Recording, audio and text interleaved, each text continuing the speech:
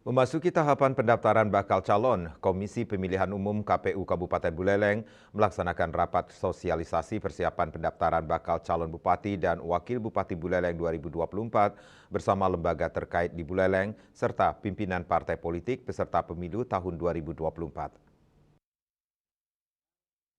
Menjadi pada saat penetapan Divisi Teknis Penyelenggara Pemilu KPU Kabupaten Buleleng Gede Agus Trio Arisnawan menyampaikan terkait tahapan pendaftaran bakal pasangan calon mengacu pada PKPU 10 tahun 2024 tentang perubahan atas peraturan Komisi Pemilihan Umum nomor 8 tahun 2024 tentang pencalonan gubernur dan wakil gubernur, bupati dan wakil bupati serta wali kota dan wakil wali kota.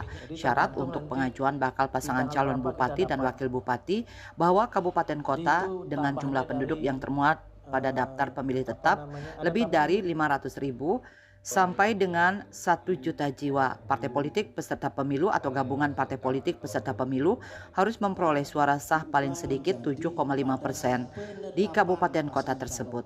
Ia menegaskan untuk memasuki tahapan pendaftaran agar parpol bekerja sama menjalin komunikasi dan koordinasi dengan KPU Buleleng terkait persiapan pencalonan. Bakal pasangan calon bupati dan wakil bupati pada pemilu kepala daerah serentak tahun 2024 ini.